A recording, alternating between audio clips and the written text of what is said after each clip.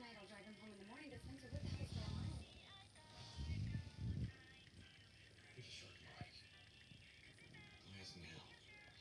He survived. He's killed 3 people. And this is more than you. And somehow you're in charge of this.